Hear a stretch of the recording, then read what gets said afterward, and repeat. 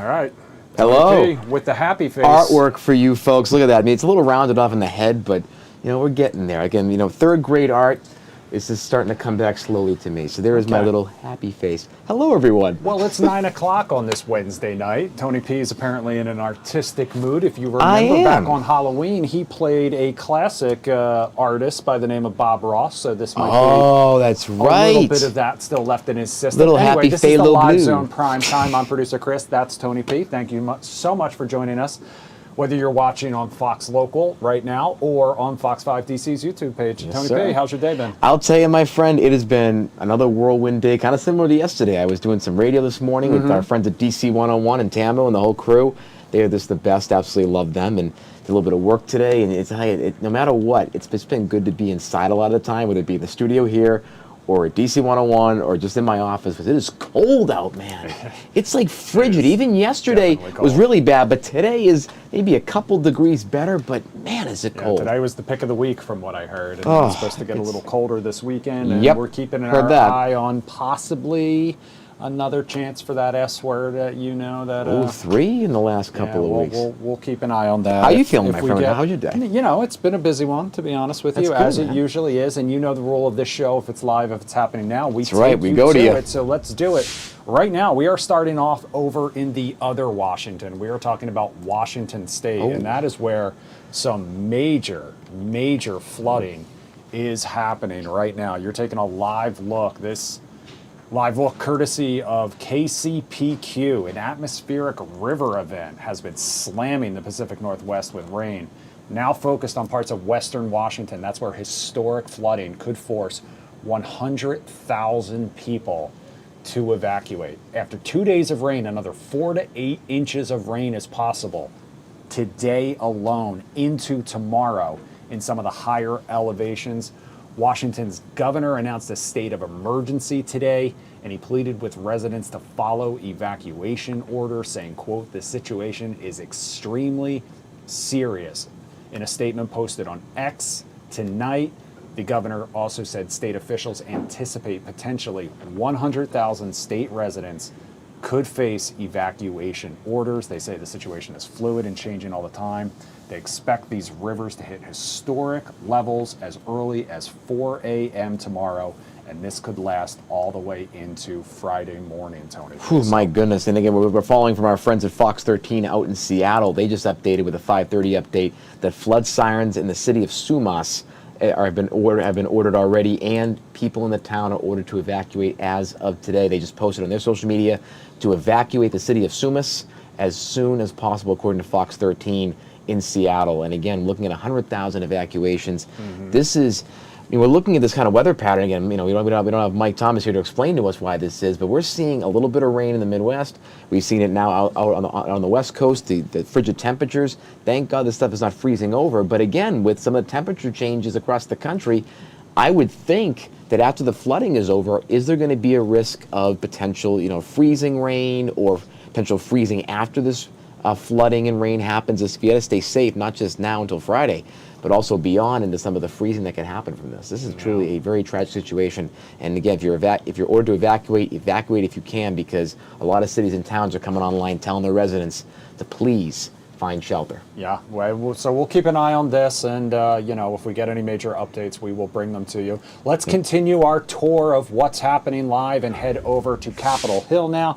That's where House lawmakers are speaking right now. They have been speaking for quite some time, Tony P., so I think each House member who's gotten an opportunity. I'm not sure if this is another one of those extended sessions where they have a little extra time to speak or not. Yes. But, we don't always say that it's going to be the most compelling live thing in the world, but this is the sausage being made. This is lawmakers at work on the House floor right now. And, exactly. We're just living up to the name of our show. We are. We got to go live. It's prime time. We are live. This is live. So we bring it. Sometimes we're talking live. It just depends on what we're looking at. Now, with this particular bill that's being put up, this is what I call kind of some logistical sausage being made, my friend. Like, these are the little parts of a bill and amendments that nobody pays attention to. So right now they're debating some issues and some logistical measures with the SEC in terms of some of the updates to the overall code when it concerns regulations and things of that nature. There is a debate being done out right now from Democrats and Republicans about creating small business offices within the SEC to help with compliance for any new SEC rule and potentially to have some off-ramps or some exemption processes, kind of like we see with taxes, right? To help small businesses either adjust to a new rule or have a grandfathered in thing or something like that. Not totally 100% on that, but this is more about figuring out, can we create some offices in the SEC for each type of different part of it, enforcement, regulation, and then have those offices go directly to small businesses for counseling, as well as help in certain situations when there's a friction point or whatever. Now, Republicans are arguing that that should be very narrow to certain issues. There should not be existing money being put out there, new money put out there for these programs. It should be done with existing funds, and they're also discussing which regulations should actually be applied to these small businesses, and that's where the debate's being kind of conducted right now about not only the regulations that should be enforced for small businesses, but also how does this small business office thing work? Is it too Tony P, complex? this is why I keep you around. Sorry. because Again, not to be so so in the weeds there and is so as boring. in the weeds as it possibly I'm like gets. a professor tonight appreciate it. teaching trigonometry to I people. know, and mean, we and I couldn't appreciate even it. do trigonometry.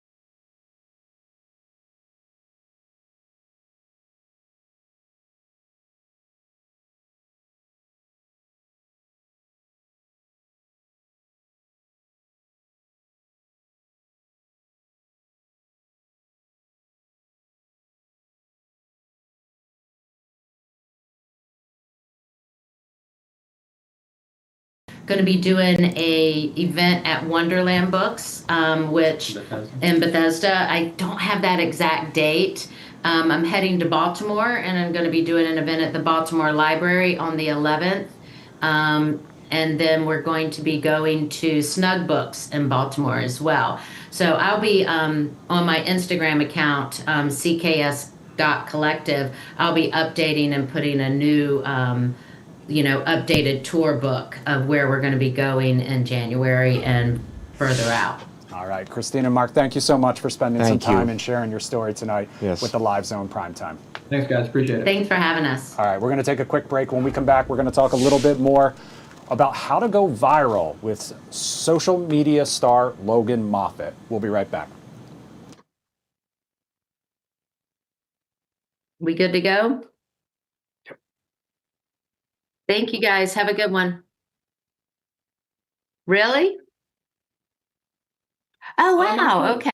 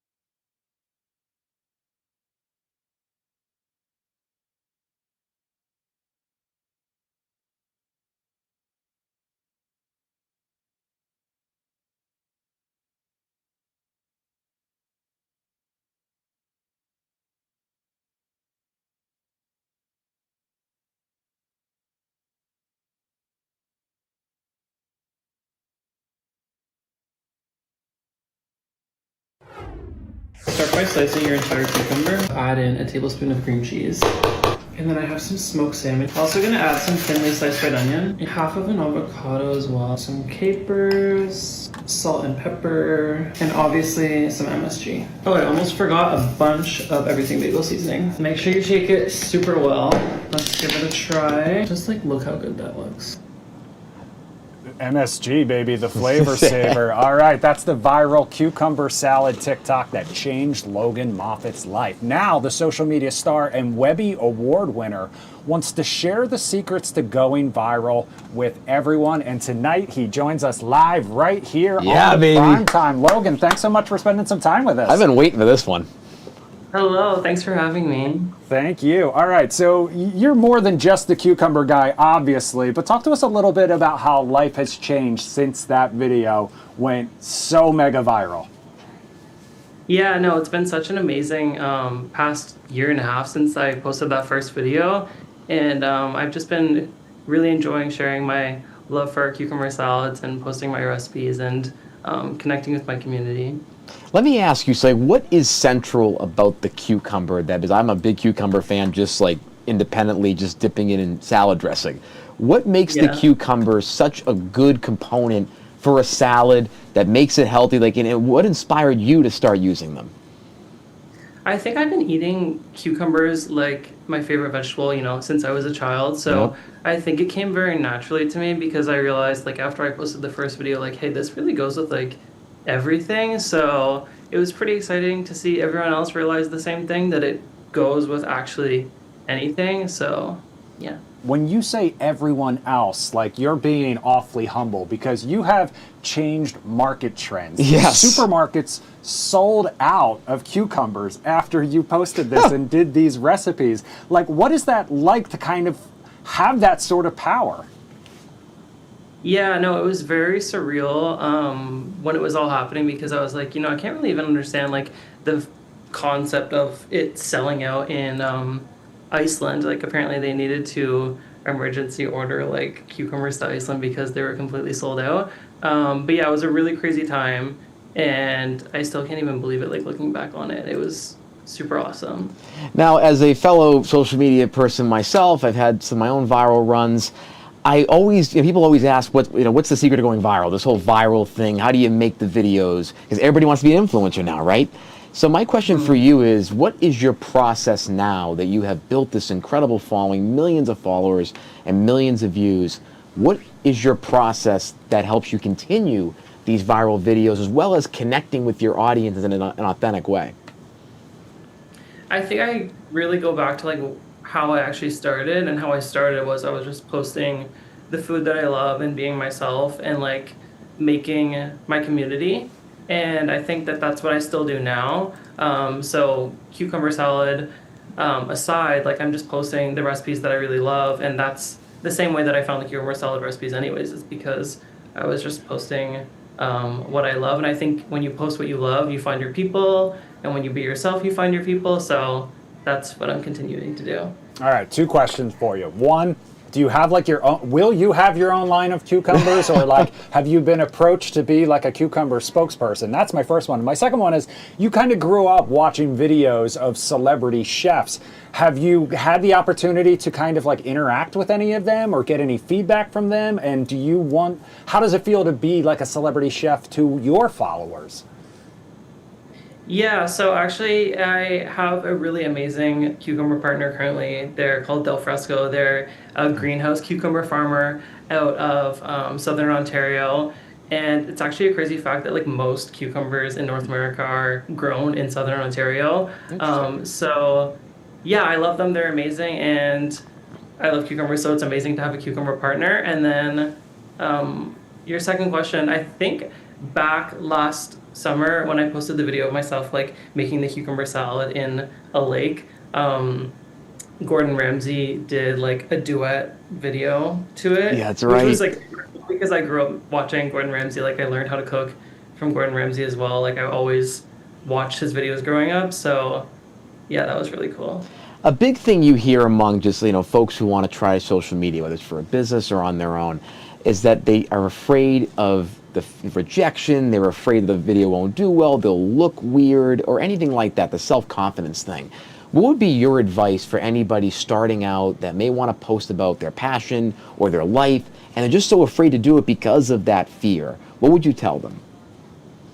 I think I would say that like there is somebody for everybody. So like no matter what you're posting on social media, if you have your own passions, your own ambitions, your own interests, there's always going to be someone else that has the same ones. So if you continue to post them and continue to share them, I think eventually you will find your people who have the same passions, the same interests as you.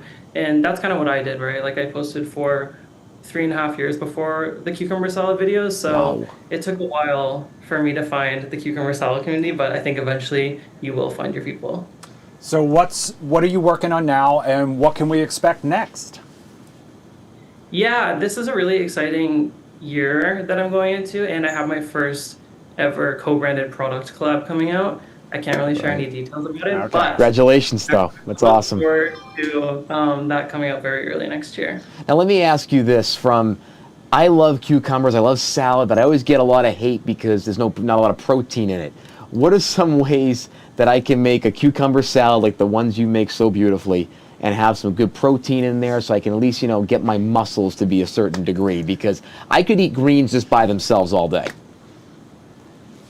I think I posted a cucumber salad recipe of a chicken Caesar salad cucumber. Beautiful. So that's a really good one if you're looking for protein. All I right. think I threw an entire chicken breast, some red onion, and then Caesar salad dressing, and it was amazing. So if you're looking for protein, that's definitely the one. I'm excited. And now, what is the best dressing you think to go with a cucumber salad?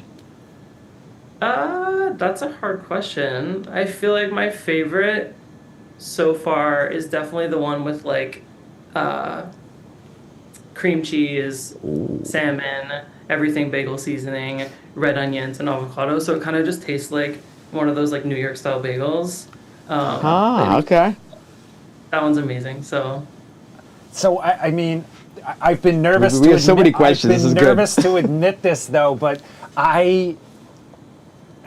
I mean, my wife calls me out for it constantly, but Uh-oh. I don't eat cucumbers. What? I've been an Oh, my- anti-cucumber person. Why? They're I don't know. harmless. I blame my dad. My dad is the same way. I grew up picking out, like picking around them type of a thing. So what advice would you, where should I start to try to acquire a palate for them?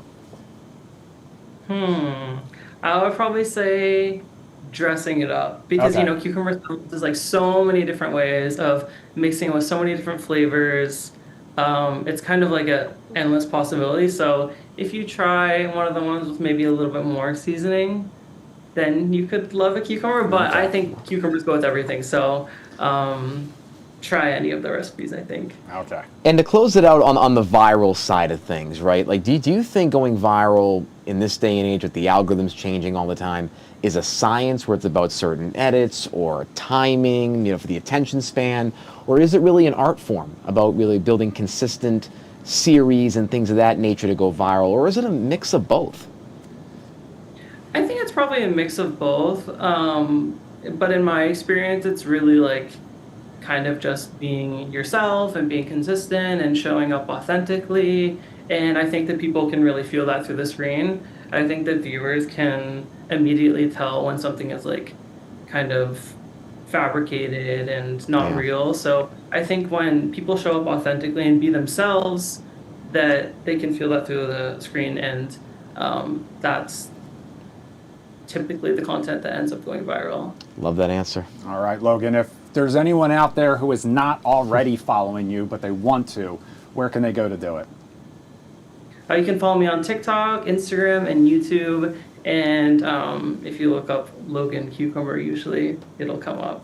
Pretty easy to I find. love it. Thank you so much for spending some time with us here on the Live Zone. Well, Prime Time tonight. congratulations, my friend. That's awesome Thank stuff. you so much. Thank you so much for having me. All right, we're going to take you out to, what is it, Atlantic City, New Jersey now, Ooh. Ashburn, Virginia. The Wow, camera's back and changing. forth. A cold night across the region and up and down the East Coast. We're going to take a quick break. When we come back, we're going to share what was Tony and my favorite clip on social media today involving Conan O'Brien Oh, and an yeah. exploration of grief. Speaking of social media. We'll be right back.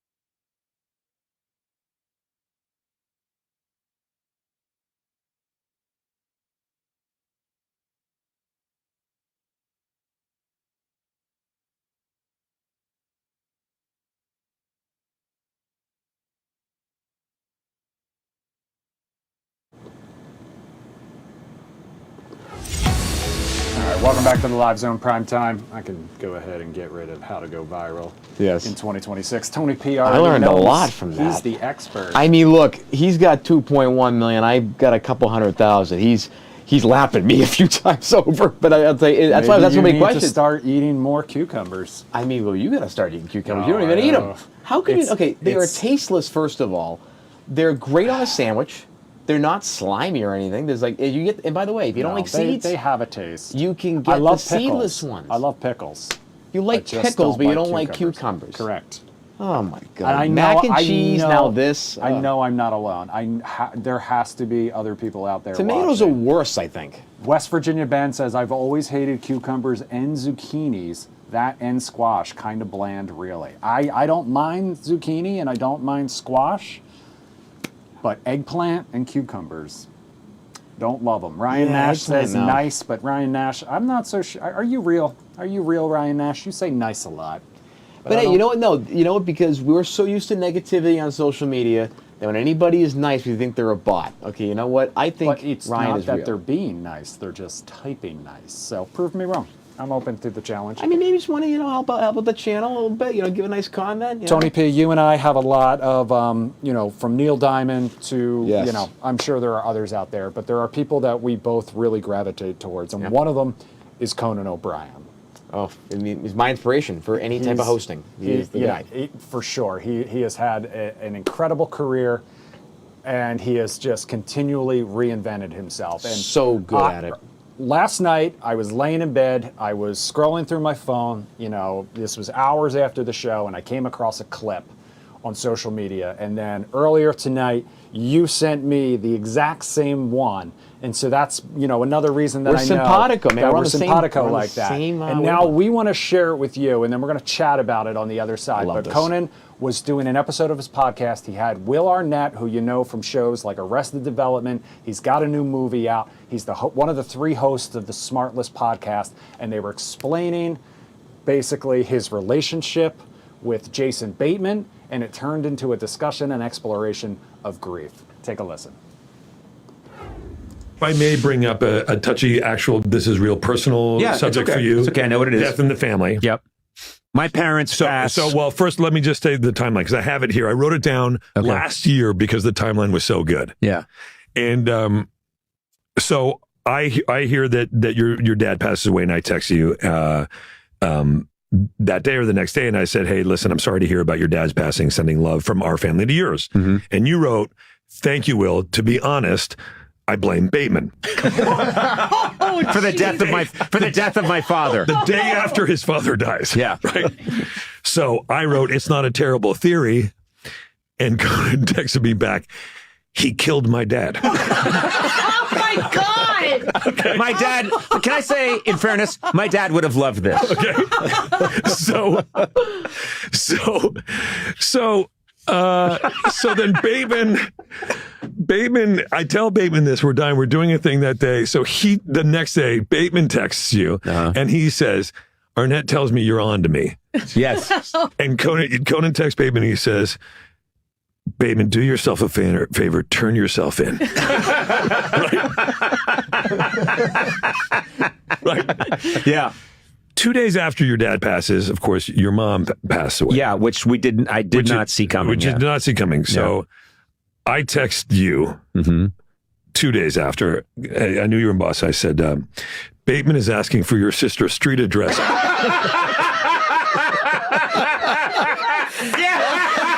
Yes. Okay to give. Yeah. And you were busy that weekend. Then like a day and a half later, you texted back, just seeing this now. Fantastic.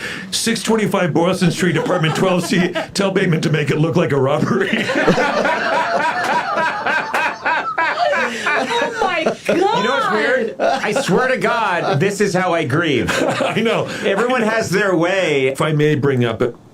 Wow. This is how I grieve. Now, there was a little bit of backstory before we got to that part, and that was about how Conan O'Brien does not invite Jason Bateman to his annual Christmas party. That's Conan right, he O'Brien doesn't. throws a star-studded Christmas party every year. Apparently, it had become a thing because Will Arnett gets invited, and so does Sean Hayes. They're the other 2/3 of the Smartless podcast. Jason Bateman was apparently complaining about it. Conan O'Brien told him that he would eventually invite him, and then did not. So then fast forward another year, it becomes a thing. Conan says he will invite him, sends him an invitation. They're recording an episode of the podcast, Smartless, and Bateman says he's actually not going to make it to Conan's party. After whining for years to get an invitation, he said he wasn't going to make it. So then Conan surprised him, was listening in, called him out for not coming to his thing, so it became a whole thing. So they recorded this about, I mean, I'm not sure when they actually recorded it, but, you know, it is the 1-year anniversary of Conan's parents passing away, and they passed away within days of each other. Oh, just absolutely heartbreaking for him. But I'll tell you, like, in all that heartbreak, you can't get 3 more wholesome guys than Jason Bateman, Conan O'Brien, and Will Arnett. And, you know, we actually had this discussion off air before we left the other night, where I was talking about how I think guys can be really mean to each other constantly because we're just so competitive, and we sometimes confuse friendship building with insults and bullying. I mean, that's my opinion. I think we can sometimes really take chop busting to a really bad level where it can really hurt our friends. Question. However, this is it done right. This is how you do it. This is the uniqueness of how guys form friendships in the greatest way, because this is camaraderie. These guys have been together as friends for years. They've known each other forever. They've been in Hollywood together, have come up, and that's that brotherhood being shown for you, where they're helping a buddy out in his time of need, and he responds with humor. They respond right back with the perfect level of humor. It uplifts their buddy. It keeps them grounded, and also just gives them something to kind of like laugh at and be a little bit distracted for a little bit, but they're still with their buddy, supporting him in his time of need. It's not angry, it's not insulting, it's not a personal attack. It's really cute, and it's wholesome. And it's checking in on them. It's too, checking in, and it's all just these as things easy together. To say, I don't know what to say. It's just as easy to say, I didn't want to bother you, and so I didn't text. But it shows that you're thinking about the person, and it shows that you're checking in. Balancing vulnerability with a little bit of humor, and I think guys can learn from this. I hope we learn from this. I also, and look, I don't think everyone who can afford a microphone necessarily needs their own podcast. It's true. We should say tariffs on those. And, and there's plenty of people out there who shouldn't be recording podcasts or giving advice or anything like that. But the one thing that really appeals to me about the podcast is it is a scheduled excuse to spend time with your friends. Now, obviously, Conan O'Brien has a lot of really famous friends, which make for wildly entertaining episodes of his podcast, Conan O'Brien Needs a Friend, which you can check out on Team Coco and anywhere you listen to your podcasts. But life is busy, as you know. Yeah, it can be hard to make time for friendships, and we talk about this loneliness, we talk about masculinity, we talk about I am so guilty of not necessarily prioritizing my friendships, making time. I see you, which you are a friend at this point. Obviously, but I see you more than I see any of the friends that I've had for 20 plus years. Me too. It's just a matter of life type of a thing. So I love the fact that not only is this episode called, this whole series called Conan O'Brien Needs a Friend, but he really, and I've seen other guys joke about this too, whether it's John Mulaney or Seth Meyers, some of those other SNL guys, in that same circle, Andy Samberg and stuff like that. It really just gives them an excuse to spend a little time together and have like a set appointment. Even though it's work, it's an excuse to spend some time with your friends, and I love that. Well, and like when we think about the loneliness epidemic, we think about masculinity, all this stuff, right? A lot of it is framed as you got to be stoic all the time, hold it all in, don't express yourself, don't color outside the lines because you'll get shamed for it as a guy. I think with a lot of these podcasts, these guys are coming together, talking about interesting topics, some news a little bit, and they're doing it in an authentic way. They're really kind of letting the guard down and being themselves. And I say this to guys all the time. It's okay to be yourself. I mean, stop with the beta male labels and alpha bro. It's like, nobody cares, man. be yourself. And like, this is why I love this moment, because this is how I think guys should form their friendships. Yes, we're different than women. They form friendships differently than we do. But I think we can use those unique skills or that unique setup in a positive way, not just constantly demeaning each other and then covering it up as saying, oh, I'm just joking around, bro. No, this is tasteful humor. This is how guys interact. But this is done in the best way. This is how it's supposed to be. That's right. So I'm just so like, I love this. I just think it's a great moment, and that's why I love all three of these guys. That's right. And this should be a role model moment. When we talk about young men need more role models, these type of interactions should be role models for young men. You heard it here, folks. Just saying it. West Virginia Ben also loves Conan. Conan is awesome. Conan makes death weird. Love him. And D-Boy5707 says, I hated cucumbers before, but I love them after Logan. So you need to try the cucumber salads. You do, my friend. Consider me convinced. I won't be a hater. Thank you, everyone who joined us here tonight on the Live Zone Primetime. Tony P, I'm producer Chris. We're going to leave you with a lookout at the House floor where the debate over health care continues. PBM reform, fine. But understand, every study we have right now is PBM reform saves a fraction of money, and it's already happening. When you start to see companies now ditching the middleman and starting to sell directly, when you're now starting to see, go look up Civica RX for anyone that's in front of a computer, when it's a co-op making drugs, selling insulin cheaper than the government, our federal government subsidized price. The fact of the matter is legalizing, encouraging, incentivizing disruption in the market where you get all sorts of different channels. So if the PBM is the best price, God bless them. If the drug company wants to sell directly to the consumer, bless them. If a co-op wants to get together with your Medicaid system, a hospital system, an insurance company, and they decide, we're going to manufacture our own, and we're going to do it cheaper than the government subsidized price, bless them. There are ways to crash the price of healthcare.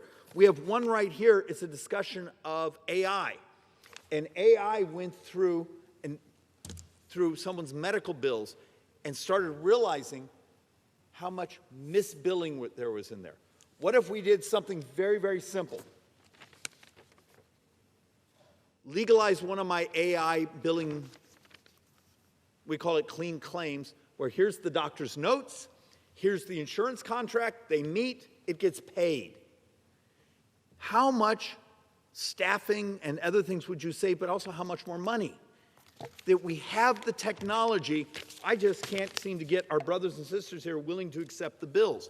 Here's another one that's incredibly optimistic. If you have a subscription to Wired magazine this week, and it's something we in our office have been working on for years now. They call it a fentanyl vaccine. It's not technically a vaccine. It's a protein binder that attaches to the drug, making it so it can't pass the brain-blood barrier. It's an entire article in Wired magazine. We did some research. I had trouble believing this number. I had one of my economists actually go back and double check it. 1.5 trillion in 2020 is cost from fentanyl. There are solutions, Mr. Speaker. We need to step up and start understanding there's a moral way to approach the cost of health care. And it's not a bunch more taxpayer subsidies. It's actually lowering the price. And with that, I yield back.